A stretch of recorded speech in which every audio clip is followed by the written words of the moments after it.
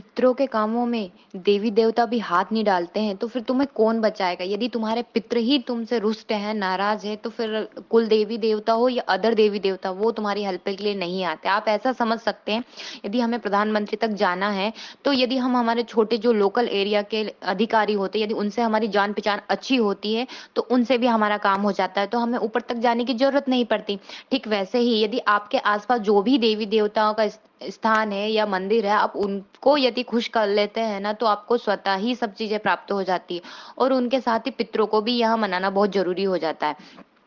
नमस्कार दोस्तों, मैं प्रज्ञा आपका हार्दिक स्वागत करती हूँ अपने प्रोग्राम में। दोस्तों, ये मेरे व्हाट्सएप नंबर है, यदि किसी को भी कुंडली से रिलेटेड जानकारी चाहिए, कुंडली बनवाना हो, तो आप इस पे संपर्क कर सकते हो। और इसके चार्जेस है, और यदि मेरा प्रोग्राम आपको अच्छा लग रहा है तो लाइक करें, शेयर करें और प्लीज सब्सक्राइब जरूर करें। आपने यदि अपने कुल के देवी देवता और पितरों को प्रसन्न कर लिया ना, तो आपकी तरक्की वो जो कोई रोक नहीं सकता। क्योंकि यदि हम हमारे छोटे मोटे काम इन्हीं से हमारे हो जाते हैं, तो ये स्वतः ही फिर बड़ी जो साधना सिद्धियां उन तक आपको करने की जरूरत नहीं पड़ती है। पर यदि आप वो भी करते हैं तो सहज फिर कृपा प्राप्त हो जाती है।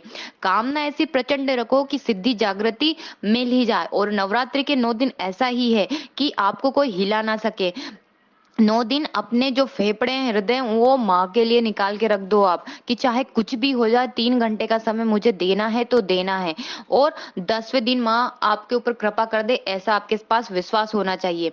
यदि आप नहीं कर सकते अपनी लाइफ में, तो फिर आप अपने बच्चों को क्या सिखाएंगे? आजकल वैसे ही इतना कंपटीशन है हद से ज्यादा, तो यदि आप खुद ही करते हैं तो स्वतः देखकर आपके बच्चे भी सीख जाते हैं। तो उनको सिखाओ कि हो सके तो मंदिर उनको उनको ले जाना चाहिए, क्योंकि उनका ऑरा भी उससे क्लीनिंग होता है और साथ में नेगेटिव एनर्जी भी उनसे दूर रहती है। जो क्षेत्रपाल रहते हैं, स्थान देवता रहते हैं, वहां हो सके आपके पास के जो और भी देवी देवता रहते हैं जो आपके घर के पास हो, उनको हर अमावस्या पूर्णिमा के दिन आप दान दे सकते हो, उनके लिए कुछ कर सकते हैं, तो वो बहुत जल्दी कृपा कर देते हैं। आप उनके लिए हर अमावस्या नारियल दे सकते हैं उनके मंदिर में जाके, या पैसे का यदि दान दे सकते हो तो वहां भी दे सकते। आपका जितना सामर्थ्य आप उस हिसाब से कर सकते हैं। तो फिर उनके चमत्कार होते हैं जो होते हैं, वो आपकी संतान के लिए हमेशा आगे खड़े हो जाते हैं। एक बात है, अभी तुम अर्थात अपनी जो बॉडी है, यदि उसमें कोई समस्या नहीं, कोई बड़ी बीमारी नहीं है या नॉर्मल बीमारी भी नहीं है, तो कर लो। आखिरी में कोई नहीं आपके साथ जाता है, ये आपको समझना चाहिए। कोई काम नहीं आता, कोई भी रिश्ता हो, तुम चले जाएंगे तो क्या कोई लोग खाना खाने छोड़ देते? नहीं छोड़ते, कुछ भी नहीं छोड़ते। तो ये क्या मोह है?